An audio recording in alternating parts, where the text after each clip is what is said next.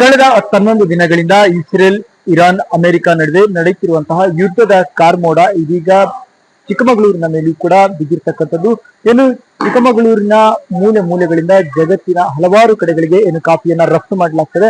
ಈಗ ನಾವೇನು ಚಿಕ್ಕಮಗಳೂರು ನಗರದ ಹೊರವಲಯದಲ್ಲಿರ್ತಕ್ಕಂಥ ಒಂದು ಕಾಫಿ ಕ್ಯೂರಿಂಗ್ ನಲ್ಲಿ ಇದೀವಿ.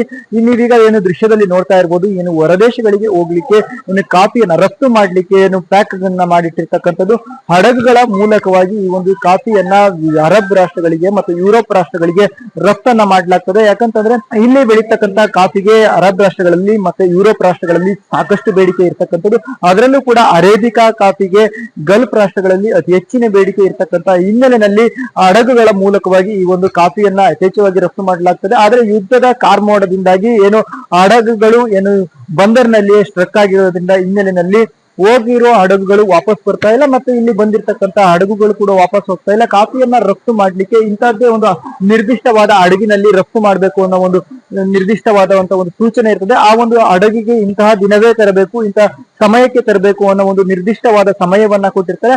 ಆ ನಿಟ್ಟಿನಲ್ಲಿ ಯಾಕಂತಂದ್ರೆ ಹಡಗುಗಳು ಹೊರಡದ ಹಿನ್ನೆಲೆಯಲ್ಲಿ ಕಾಫಿ ಕ್ಯೂರಿಂಗ್ ನಲ್ಲಿ, ಅದರಲ್ಲಿ ಕಾಫಿ ಕ್ಯೂರಿಂಗ್ ನ ಗೋಡನ್ ನಲ್ಲಿ ಈಗಾಗಲೇ ಕಂಟೈನರ್ ಗಟ್ಟಲೆ ಕಾಫಿಯನ್ನ ಸ್ಟಾಕ್ ಮಾಡಿ ಇಟ್ಟಿರ್ತಕ್ಕಂಥದ್ದು. ಏನು ಕಾಫಿ ಬೆಳೆಗಾರರಿಂದ ವ್ಯಾಪಾರಸ್ಥರು ಈ ಒಂದು ಕಾಫಿಯನ್ನ ಪರ್ಚೇಸ್ ಮಾಡಿದ್ದಾರೆ. ಈ ಒಂದು ಪರ್ಚೇಸ್ ಮಾಡಿರ್ತಕ್ಕಂಥ ಕಾಫಿ ಇದೀಗ ಗೋಡೌನ್ ಗಳಲ್ಲೇ ಸ್ಟ್ರಕ್ ಆಗಿರ್ತಕ್ಕಂಥದ್ದು. ಇದರಿಂದಾಗಿ ಸಾಕಷ್ಟು ಮಟ್ಟಿಗೆ ವ್ಯಾಪಾರಸ್ಥರು ಕೂಡ ಈ ಒಂದು ಯುದ್ಧದಿಂದ ಆಗಿರ್ತಕ್ಕಂತಹ ಎಫೆಕ್ಟ್ ನಿಂದ ಸಂಕಷ್ಟಕ್ಕೆ ಸಿಲುಕಿದ್ದಾರೆ ಅಂತಾನೆ ಹೇಳ್ಬೋದಾಗಿರ್ತಕ್ಕಂಥದ್ದು. ನಾವೀಗ ಏನು ಈ ಒಂದು ಕಾಫಿ ಕ್ಯೂರಿಂಗ್ ನ ಎಲ್ಲಿರ್ತಕ್ಕಂಥದ್ದು ಇಲ್ಲಿರ್ತಕ್ಕಂಥ ಮ್ಯಾನೇಜರ್ ಅವ್ರನ್ನ ನಾವೀಗ ಮಾತಾಡ್ಸೋಣ. ಚಂದ್ರಹಾಸ ರೈ ಅಂತೇಳಿ ನಾವೀಗ ಅವ್ರನ್ನ ಮಾತನಾಡಿಸುವಂತ ಒಂದು ಪ್ರಯತ್ನವನ್ನ ಮಾಡೋಣ. ಸರ್, ಯುದ್ಧದ ಕಾರ್ಮೋಡ ಅಂದ್ರೆ ಕಳೆದ 11 ದಿನಗಳಿಂದ ಯುದ್ಧ ನಡೀತಾ ಇದೆ.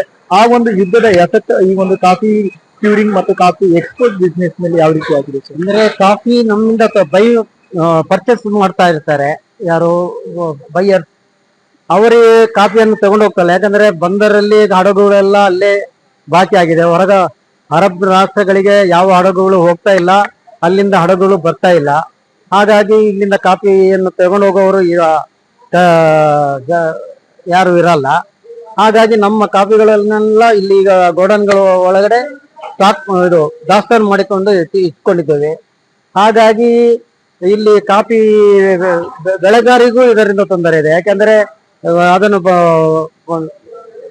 ಪರ್ಚೇಸ್ ಮಾಡೋರು ಕಮ್ಮಿ ಆಗಿದ್ದಾರೆ, ಕಾಫಿ ಪರ್ಚೇಸ್ ಮಾಡೋರು. ಹಾಗಾಗಿ ಅವರಿಗೆ ಒಳ್ಳೆ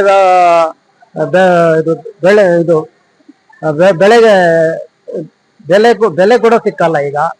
ಹಂಗಾಗಿ ಅವರು ಕೂಡ ಸ್ವಲ್ಪ ಸಂಕಷ್ಟದಲ್ಲಿದ್ದಾರೆ. ಯಾಕಂದ್ರೆ ಜನವರಿ, ಫೆಬ್ರವರಿ, ಮಾರ್ಚ್, ಏಪ್ರಿಲ್, ಮೇ ತನಕ ತುಂಬಾ ಕಾಫಿಗಳು ಹೊರಗಡೆ ಹೋಗುವಂತ ಸಮಯ. ಅಂತ ಟೈಮಲ್ಲಿ ಇಲ್ಲಿ ಯುದ್ಧ ಸ್ಟಾರ್ಟ್ ಆಗಿದೆ. ಅಂತ ಟೈಮಲ್ಲಿ ಕಾಫಿಗಳು ಹೋಗದಿದ್ರೆ ಯಾವ ಪರಿಣಾಮ ಬೀಳುತ್ತೆ ಅಂತಾನೆ ಗೊತ್ತಾಗಲ್ಲ. ಯಾವ ದೇಶಗಳಿಗೆ ಪ್ರಮುಖವಾಗಿ Saudi Arabia, Dubai, Muscat, Kuwait, ಆಮೇಲೆ ಬಹ್ರೈನ್ ಅಂತ ಅರಬ್ ರಾಷ್ಟ್ರಗಳಿಗೆ ಸಾಧಾರಣ 30-35% ಕಾಫಿ ಒಳ್ಳೊಳ್ಳೆ ಗ್ರೇಡ್ಗಳು ಹೋಗ್ತಾ ಇರ್ತದೆ. ಅದೇ ರೀತಿ ಒಂದು 60% ಅಷ್ಟು ಕಾಫಿ ಯುರೋಪ್ ಕಂಟ್ರಿಗಳಿಗೆ ಹೋಗ್ತದೆ. ಅವರಾದ್ರೂ ಬೇರೆ ಗ್ರೇಡ್ಗಳು ತಗೊಳ್ತಾರೆ. ಇವರು ತಗೊಳ್ಳೋ ಒಳ್ಳೊಳ್ಳೆ ಗ್ರೇಡ್ಗಳು AA, AAA ಅಂತ ಒಳ್ಳೆ ಗ್ರೇಡ್ಗಳನ್ನು ತಗೊಳ್ಳೋದು. ಅಂತ ಕಾಫಿಗಳು ಹೋಗೋದಿದ್ರೆ ಇದಕ್ಕೆ ಸರಿಯಾದ ಬೆಲೆ ಸಿಕ್ಕಲ್ಲ. ಬೆಲೆ ಸಿಕ್ಕದಿದ್ದರೆ ಬೆಳೆಗಾರರಿಗೆ ಉತ್ತಮ ಕ್ರಯಗಳು ಸಿಕ್ಕಲ್ಲ. ಈಗ ಯುದ್ಧದ ಎಫೆಕ್ಟ್ ಸಂಪೂರ್ಣವಾಗಿ ಕಾಫಿ ಮೇಲೆ ಬಿದ್ದಿದೆ ಅನ್ನೋದು ತಮ್ಮ ಅಭಿಪ್ರಾಯ? ಅಂದ್ರೆ ನಮ್ಮ ಪ್ರಕಾರ ಅಂದ್ರೆ ಕಾಫಿ ಮುಂದೆ ಹೋಗದಿದ್ರೆ ಇಲ್ಲಿ ದಾಸ್ತಾನು ಆದ ಕಾರಣ ಅದು ಪರಿಣಾಮ ಬಿದ್ದಿದೆ ಅಂತಾನೆ ನಮ್ಮ ಅಭಿಪ್ರಾಯ.